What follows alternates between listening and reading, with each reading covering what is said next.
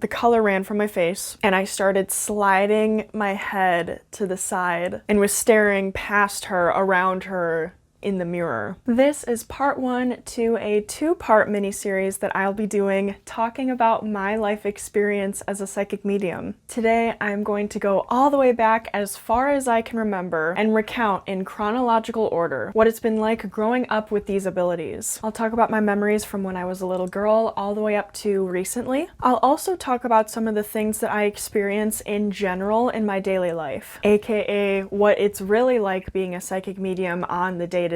What I do with my abilities now, how I regulate my energy, and my wildest experiences with the supernatural will be talked about in part two. So thinking back to my early childhood, it was wild. Mostly everything took place at nighttime, and the biggest things that would happen were I'd sleepwalk a lot, apparently, and something much more horrifying. I actually don't remember too much about this stage of my life, so what's great is that my mom has actually been able to fill in some of the gaps for me, which is really helpful. She has witnessed quite a bit of my experiences. I was so young, and I just remember how scared I was, feeling all these things, and I didn't know what it meant. So this could be a classic case of your brain trying to protect you, so it literally blacks it all out, or like blocks it out. So anyway, something that my mom told me about was that I used to have night terrors where I would literally scream in the middle of the night for her very, very urgently, just like the most blood-curdling scream she's ever heard. She would rush to my room, I would be fast asleep, as if I wasn't just screaming for dear life a second ago. So that's very interesting. I do remember not being very settled at night at all. I don't remember the content of the night terrors, and I don't remember the most severe cases of me screaming that she's told me about. But I actually wasn't able to sleep on my own in my room until I was 9 years old. That's how unsettled I was. I tried everything, you know, night lights, music, and nothing seemed to help. So I would literally get up and go back and forth between my parents' room, and they would often come in and have to be there with me because I couldn't be by myself. It's so interesting because mostly at night, but sometimes during the day too, I would just be laying in my room, relaxing in my room, and all of a sudden I would just get the most vivid image and the most vivid feeling of eyes on me. And these weren't things that I was just imagining either, because they were so invasive and they were so sudden. Like, I wasn't even thinking about anything remotely like that. I was just trying to be a kid. I was just trying to play with my dolls and make my crafts. And then all of a sudden I would just get these really wild images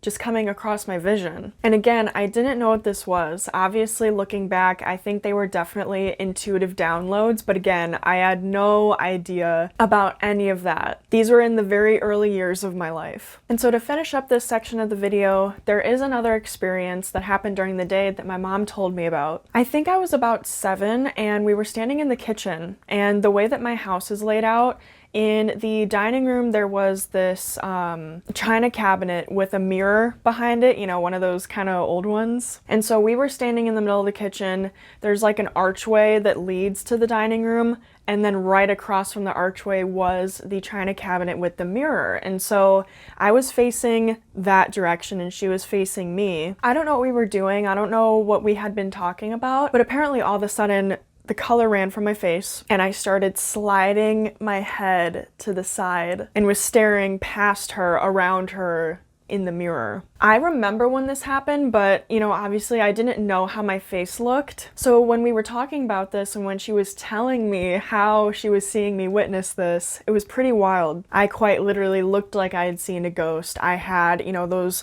lines that you see in all the cartoons of distress under my eyes. Like I said, my face got really pale and I just looked horrified, apparently. She said she tried to calm me down. She tried to have me not freak out so much, but I was freaking her out because she's like, oh my gosh, what does she see behind me? What does she see in the mirror? And I quite literally did say, there's something in the mirror. That mirror in that china cabinet was super weird. I think mirrors and the relationship that children have with mirrors is definitely a popular topic in the paranormal activity scope. It was the weirdest thing. I would just feel myself getting almost hypnotized sometimes as I would walk past it, because I would just see something that looked so off and so like uncanny valley energy. That's how I would describe it, because I don't know, it's weird. I can't remember specific images because, like I said, my brain blocked most of it out when it came to the sightings of specific entities. I think they were mostly dark demonic figures and creature-like figures, almost like cryptids, and those are just nasty.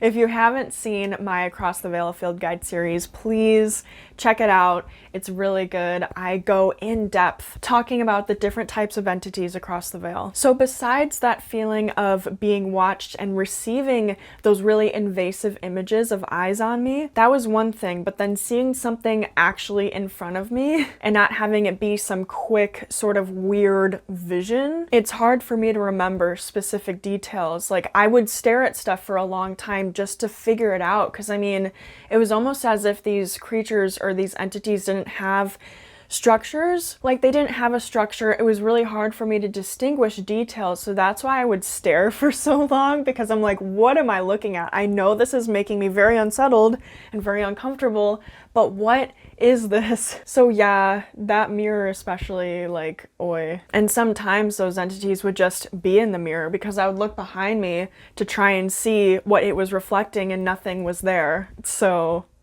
anyway, moving on to middle school. The thing that I remember the most is feeling the paranoia set in, or at least that's what I thought it was. If I was home alone, or if I was alone in a random building or a space or whatever it was, I would get certain very deep feelings of dread, and I didn't know where that was coming from. It didn't happen with every single building either, because I used to think that maybe there was something mental going on. It wasn't consistent, and it would happen most of the time when I was alone, but sometimes it happened when I was with others too. I would go places with my friends or with my family. I would just step into these spaces and just feel the densities and feel a sort of murky, yucky type of energy around me. And so I actually made a vine, yes, a vine, all those years ago where I captured this. I did a comparison of how, you know, the average person feels in a certain space and how I felt in a certain space. So I'm gonna show this here in the next slide. Someone. La la la la la. Me. Someone. La la la la la. Me.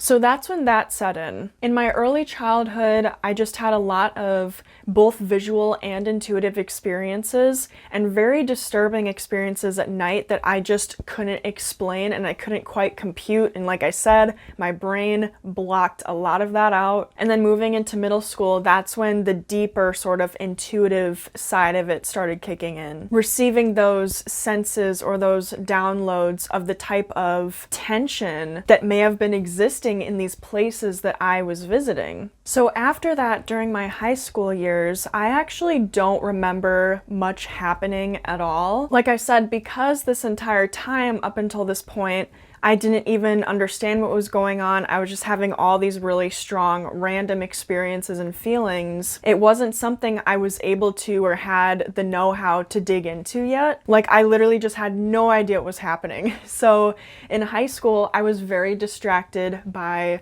our 3D physical world. Of course, you know, with activities, with schoolwork, and with, you know, high school drama, unfortunately. It was when I graduated high school that I finally officially started my spiritual journey. I took on a couple different identities. I was a part of the Baha'i faith for a little bit. I did some solitary practice into Wicca. For a while, I ended up identifying myself as a Wiccan Baha'i because both of those perspectives and both of those groups really resonated with me. I kept studying, I was meeting people, I was reading more books, and I actually went to visit a couple different places of worship. I went to my local Jewish congregation, I went to my local Buddhist Buddhist temple. It was a really fun time. I really enjoyed studying and exploring so much. Because I forgot to mention, in middle school and for most of high school, I was very active in the local Christian church, modern Christian. My best friend and I at the time got baptized together. We volunteered there a lot. And it was eventually a space that I personally grew out of.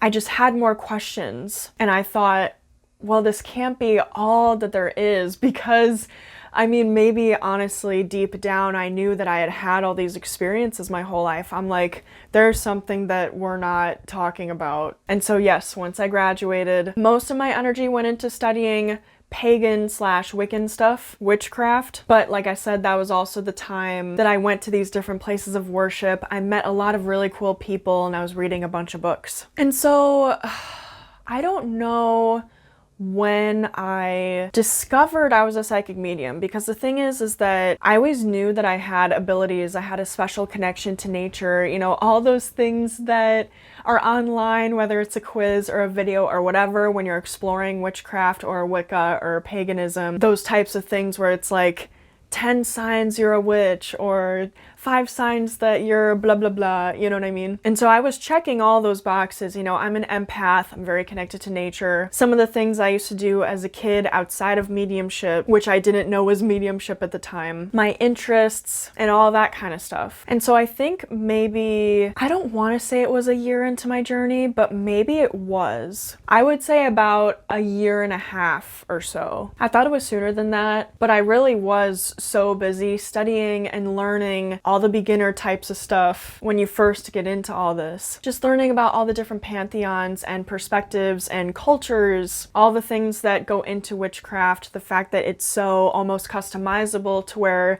you can do what resonates with you most, and all the tools and just everything. And so I think it was a combination of talking to someone I had connected with in a local community, paired with books, paired with me just putting the pieces together Twilight style.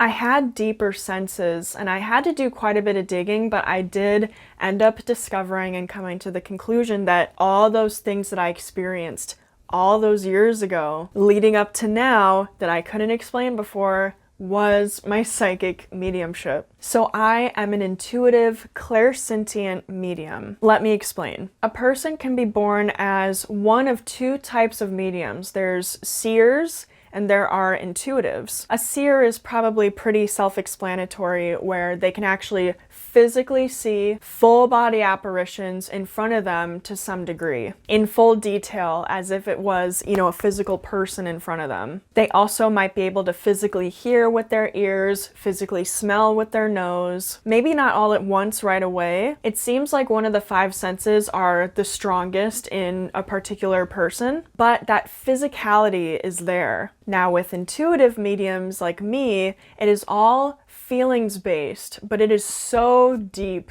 I'm gonna try to explain it the best I can. The term clairsentience specifically means deep knowing through feeling. There are a couple different clairs that you can look up in your own time if you want. But clairsentience is something that I've always resonated with. That is definitely my strongest clair in this whole list, because like I said, just like with seers, us mediums might receive little tidbits of the different clairs, physically or intuitively, but one is usually our niche. One is usually the type that we are immediately the strongest at. And so basically what happens with me is that the energy of something gives me all the information. I'll get into exactly what I can sense later in the video, but right now, it's not something that is physical. Sometimes it is. which is really cool. Like in the corner of my eye, sometimes I will literally see full body apparitions in black and white. Sometimes they're in color.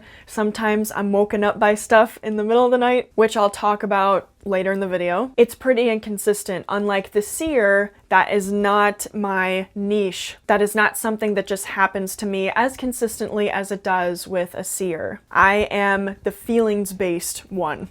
It might be really hard to imagine for somebody that doesn't have these abilities, but the best way I can describe it is that you are witnessing something that there was no thought process. Like you weren't piecing it together in your head, you're not imagining it. It is something that is just so clearly and strongly there that you are experiencing in every way that isn't physical. I hope that makes sense. There are some physical, I guess, bodily reactions. I've definitely started sweating or gotten the hairs on the back of my neck to stand up. Goosebumps, you know, stuff like that. And upon developing my abilities, come back for part 2 because there are even more pretty horrific physical experiences and physical sensations that I have felt in my body in the presence of certain entities. So come back and watch that because I will go into full detail explaining what it was and why and the history of the place I happen to be walking in, you know, things like that. So anyway, whether you are a seer or an intuitive, it is absolutely crucial that you have some type of verification process for what you are witnessing. Because even if you're a seer, you know, there was a time during my journey that I thought, oh, I wish I was a seer. It'd be so much easier if I could just physically see or physically hear or whatever what I am intuitively experiencing. But the thing is that depending on the power of what you are dealing with, of what you are directly experiencing, that thing can appear to you in whatever way it wants. It can be deceptive. This actually happens in the witchcraft community all the time, unfortunately, where a demonic figure will pose as a deity that somebody's worshiping, and they will try to siphon off of their energy and trick them. If you want to know more about that kind of thing, again, I highly recommend my Across the Veilfield Guide series. I will leave that all linked down below in the description. So whether you are a seer or an intuitive, you have to be able to test the accuracy of what you are witnessing and experiencing. For me, that is muscle testing with my hands. There was a whole healing process and a whole accuracy process that I had to go through to make sure that this was 100%. I used to use a pendulum, that works too. I should make a video about that. Those are the two that I have directly used. I'm sure there are others that you can use that give you very distinct and accurate answers to verify the paranormal thing that's in front of you. So in the case of the whole, you know, demon posing as a deity thing, I'll give you an example. You would take your pendulum or you would take your muscle testing and say, is this the true deity's name? And if it's no, or if your pendulum swings in the no direction, then you need to send that out, you need to banish that. But if it says yes, that entity is truly what it is appearing to be. So anyway, I'm going to get into the general experience of me and what it's like being a psychic medium on the day-to-day. Ever since I started my spiritual journey officially, it'll be 6 years this upcoming summer, I have been able to pay attention and notice the sensations I get that tell me something is around. I think the biggest thing, and definitely the first thing that I started noticing, was what I call feeling dense molecules concentrated in a certain part of the room. It's like that feeling that someone's watching you times 10. I came to learn that that feeling was telling me where that thing was located. So if I walk into a room or a field or I'm in my house and something just comes in, I'll feel that density, that gathered density where it is standing. So describing this next type of experience, take that feeling that I just described and apply it in a much more quick and much more invasive context, or situation, I should say. There have been so many times, especially in the beginning, before I developed all the daily practices and energetic maintenance techniques that I have nowadays to hold up firm boundaries and protection. Before all of that, I would sometimes be in the middle of talking to a family member in my room, or I had a friend over, and all of a sudden that feeling of the dense molecules would just be right here, right in my face. And there was one time specifically that I remember talking to my sister Then I literally said, whoa.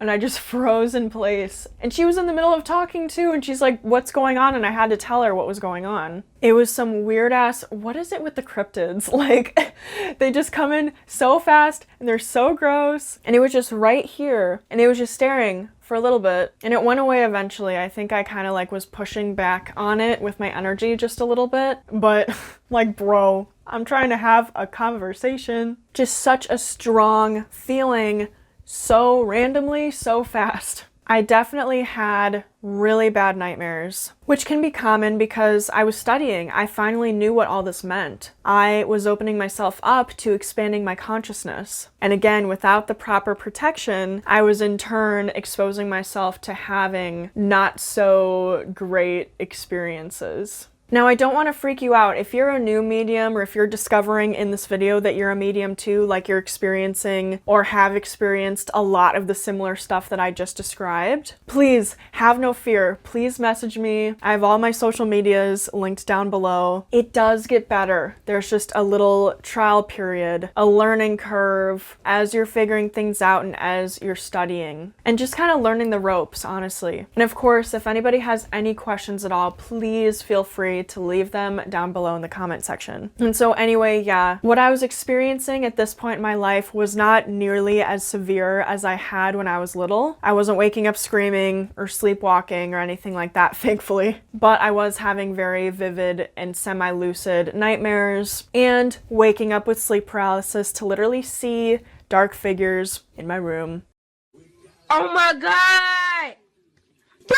Literally like that. I'm so happy somebody made that video, because that's exactly what happens. Exactly. Because you're literally asleep and then all of a sudden you're just awake and you see something in front of you. Ugh, that doesn't happen to me as much anymore. But anyway, something else that I experience is feeling certain tension in different parts of my body, especially organs or the chakra centers. Depending on what I'm dealing with, I know in the beginning it was a lot of brow lotus template headaches, or as what some of you may know it as, third eye headaches. That's the center of your intuition. So of course, as I was uncovering it and honing it, it was working out a lot. It's like a muscle.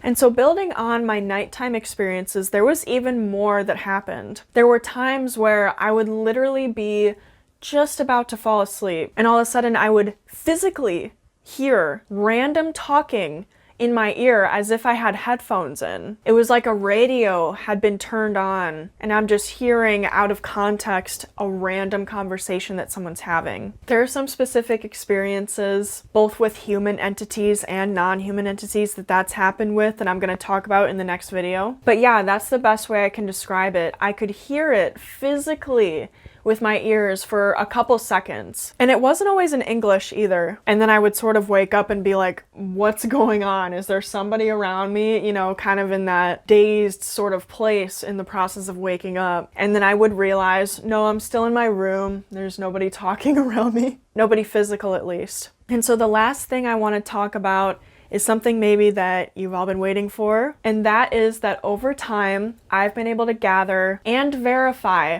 various identifying factors of what I encounter. Whether or not something is human or not human, what it looks like, what it sounds like, if it's talking, if it's not. And if it is talking, what the voice sounds like. How old they are, how tall they are. Its energy, the material it's made out of. And I say material because when I encounter some of the yuckier cryptid type creatures, and even some humans too, depending on how they passed, I've seen muck and tar and just dripping stuff on them. So yeah, if there's blood or if there's just muck or mud or tar, I can see that intuitively. I can know what it wants, whether it's divine or not, which, as I talk about, mentioning it again in my Across the Veil Field Guide series, any entities that are from dimensions 12 and below, 11, 12-ish, they have room to be morally gray and may need to consume the energy of other beings in order to sustain themselves. Something that's divine does not have to do that. They are just sustained.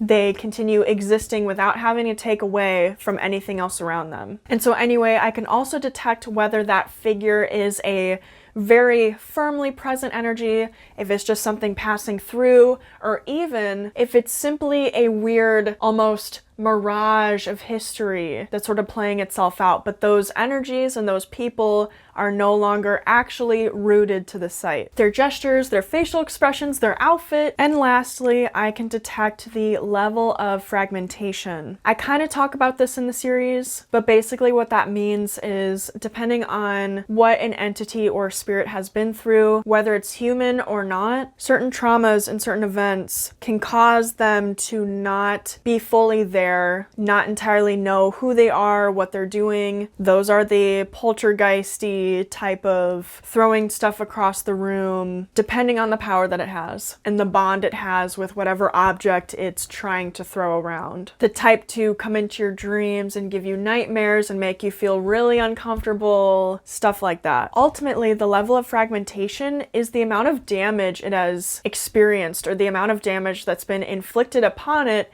to make it not be what it truly is. Especially a human. Like, imagine a very kind and warm soul that maybe passed away in a very violent way, and then over time, because of the severity or because of how sudden that happened to them, they could be stuck and tethered to earth and then slowly lose their true personality, their warmth, their kindness, and be in a place where they are scared or very angry and taking it out on the living. I can tell and I can detect all of that. So that is it for today's video, guys. Thank you so much for watching. This was such a journey. I'm so happy I'm talking about this with you. Again, if you have any questions at all, whether you're a psychic medium or you're not, or you think you might be, please, any comments you have, any questions you have, leave them down below. If you have any cool stories, I'd love to hear about that. If you're skeptical and want to know more about something I said, literally anything, talk to me. Come back for part 2, where we will be talking about my wildest experiences and what I do now in the present moment to maintain my energy, protect my energy, and the types of services that I offer, the ways that I help people. Now, see you soon.